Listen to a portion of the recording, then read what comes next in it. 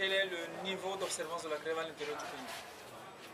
Bon, pour ce qu'on sait, la grève a été largement respectée et suivie à l'intérieur du pays. Ça a été suivi, ça je peux vous le dire, ça a été suivi.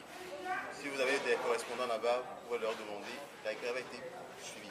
Les secteurs qui ont le plus respecté, il y a, c'est vrai, la santé, on l'a dit, la déclaration l'a dit, la santé et l'éducation ont le plus respecté. Maintenant, la direction générale, par contre, il y a eu quelques atermoiements, et c'est ce que le communiqué, la déclaration liminaire vient de dire. Comme quoi certains arguent du fait qu'ils ont peur, qu'ils sont licenciés, ou bien que leurs centrales ne sont pas souciées et tout ça. Pour nous, ça, c'est en fait un faux problème. C'est un faux problème. Nicolas, ici, le secteur le plus touché, vous avez déjà répondu. Je voulais ajouter que nous avons mis sur pied une commission chargée d'évaluer cette première journée de grève. Nous aurons le premier rapport dans cette soirée. À partir de ça, on peut parler avec les chiffres à l'appui. Mais je pense que, comme le communiqué de presse l'a dit, les fonctionnaires dans leur grande majorité sont restés chez eux parce qu'ils veulent le mieux-être à l'intérieur du pays. Est-ce qu'il y a une espèce de prise d'otage des fonctionnaires par les responsables des centrales syndicales? Et en fait, c'est vrai. Ça, on ne va pas se dire les choses telles quelles. Il y a vraiment une sorte de prise d'otage. D'autant plus que... D'autant plus que hier, les choses ont été assez claires pour nous de la STT. Les ministres ont dit que le Premier ministre avait enjoint les centrales syndicales de régler cette histoire-là. Et il leur a même dit ceci, que si elles n'arrivent pas à le faire et que le gouvernement venait à appeler la STT en négociation, ça voudrait dire que dorénavant, tous les problèmes des travailleurs, le gouvernement discutera uniquement avec la STT. Vous comprenez évidemment que cela a dû bousculer certains qui ne vivent que de ça. Ils ne vivent que de ça. En tant que secrétaire généraux de centrale, ils ne vivent que de ça. Donc du coup, leur écho étant touché, ils se sont permis, par devers nous, de garder les informations et de gérer cela à leur convenance. Ce qui a fait que nous sommes arrivés dans cette situation aujourd'hui. Si vous avez écouté le ministre hier, il le disait qu'en somme, c'est parce qu'il y a eu un problème de communication au niveau des centrales que le problème s'est posé en ces termes. Nous estimons qu'aussi bien le gouvernement et les secrétaires généraux, certains des centrales, ont pris les travailleurs en otage. Il y en a qui se foutent pas mal de notre devenir en fait et ne pensent uniquement qu'à eux. Donc ça, la question, la réponse là, elle est claire. Nous sommes plus en otage, mais nous ne comptons pas rester là. Nous allons nous libérer. Godson Liberté, si un agent public venait à être licencié, est-ce que la STT est capable de lui assurer sa défense? Je crois que là n'est pas le problème. Le droit de grève est un droit reconnu par la Constitution. Nous avons lancé un mot d'ordre de grève. Le ministre Yacoubou, hier, quand on était en discussion, a reconnu qu'en fait, la question de la légitimité de la STT ne se posait pas.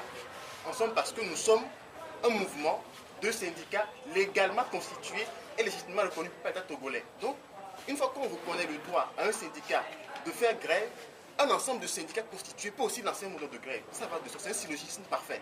On ne va pas revenir là-dessus. Donc, il apparaît clairement que le gouvernement reconnaît, même s'il ne le dit pas, mais hier l'on dit, reconnaît ensemble que nous sommes légitimes. En n'est plus la question. Si un travailleur togolais va en grève et qu'il est licencié parce qu'il a fait grève, je pense qu'il y a des processus que nous allons entreprendre pour pouvoir les défendre au moment venu. Nous avons d'ailleurs, pour cela, dans notre souci de pouvoir pallier au coût pressé, mis sur pied une commission qui devra recenser tous les travailleurs qui sont réellement menacés, évaluer la menace et maintenant entreprendre, au cas échéant, des procédures judiciaires si jamais ces menaces étaient mises en exécution. Je pense que notre côté est un état de droit et que nous mettrons les tribunaux en contribution pour pouvoir éviter de pareilles choses. Si les gens font grève et qu'ils sont licenciés, la STT prend sur elle d'entreprendre les procédures juridiques que nous avons dans notre pays pour pouvoir régler ces problèmes beaucoup plus tard. Vous avez quelque chose à ajouter sur cette question précisément? Oui, sur cette question, je dirais aussi que nous avons toutes les conventions de l'OIT prises dans les conventions 97, 87 et 98, qui sont là, qui protègent le travailleur en cas de grève. La liberté syndicale est là. Nous pouvons aller en grève sur nos droits. Le travailleur n'a pas le droit d'aller en grève sur d'autres raisons. Mais sur nos droits, nous avons totalement le droit de pouvoir faire grève. Et si aujourd'hui il y a des camarades qui sont menacés ou bien qui sont licenciés demain, cela ne se peut pas. Pour la simple et unique raison que nous sommes dans l'administration et il y a des procédures. Il faudrait qu'on nous ressorte l'argument qui a valu le licenciement aux camarades. Et ce faisant, on saura quoi faire. Nous allons faire appel aux organisations des droits de l'homme. Nous allons faire appel à toutes les organisations qui soutiennent les travailleurs pour justifier le fait que les camarades ont été licenciés sous l'argumentation du fait qu'ils aient fait grève. Donc je crois que ce problème, même l'État togolais ne le ferait pas. On intimide les camarades, mais on n'irait pas jusqu'à les licencier du service parce qu'ils ont fait grève. La chose la plus élevée qui puisse nous être faite, c'est de nous défalquer les 3 jours de notre salaire. Et ça, ils en ont parfaitement le droit. Toutes les conventions aussi le reconnaissent. Donc, à part ça, on ne peut pas nous licencier. Les camarades, eux-mêmes, ils ont cette peur-là en eux et ils prennent les arguments à droite et à gauche pour pouvoir étayer le fait qu'ils ne veulent pas y aller. Merci. Dernière question de Godson Liberté. Après 3 jours, qu'est-ce qui va se passer si jamais les négociations ne s'ouvrent pas? Docteur Jolianou? Oui. Alors, si à l'issue des 3 jours de grève, rien n'est fait dans le sens de l'ouverture légale des négociations avec la SCT pour trouver les solutions idoines au monde du travailleur, et nous allons convoquer les travailleurs comme nous ferons d'habitude et nous déciderons. Et certainement, on est déjà en guerre et on se battra jusqu'au bout pour pouvoir arracher la victoire pour le travailleur, ça c'est sûr. Mais la dernière décision reviendra aux travailleurs qui se réuniront à l'AG juste après les 3 jours pour voir ce qui se fera exactement. Moi, je voulais ajouter à cela que ce n'est pas un plaisir pour nous que de dire que nous n'allons pas travailler, que de rechigner à rendre service. Hein. Moi, je souhaite que cette affaire-là finisse le plus rapidement possible. Je crois qu'on ne va pas tergiverser. Si dans les 3 jours, on n'a pas satisfaction, on va passer à la vitesse supérieure. Je pense qu'il faut dire clairement les choses telles qu'elles se présentent. C'est des cris, c'est des expressions des travailleurs et nous attendons vivement que nos autorités prennent sur elles d'ouvrir les discussions avec nous pour que la tension puisse baisser.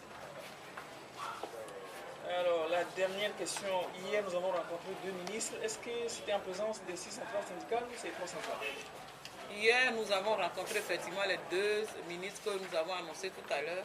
C'est en présence des 3 centrales qui ont des syndicats de base dans Synergie. Donc, c'est les 3 centrales qui étaient avec nous.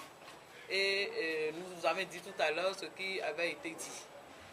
Cette situation telle que le camarade Walla vient de le dire, nous ne la voulions pas à ce point.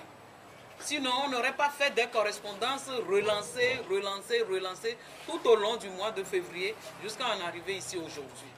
Je crois qu'il y a eu d'abord, dans un premier temps, déficit de communication entre les 3 groupes, à savoir Synergie, les centrales syndicales et le gouvernement.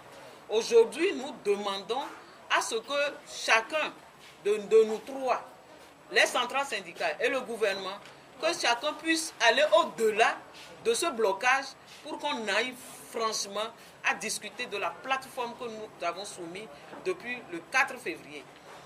Parce que la grève en elle-même n'est pas une chose qui avantage qui que ce soit.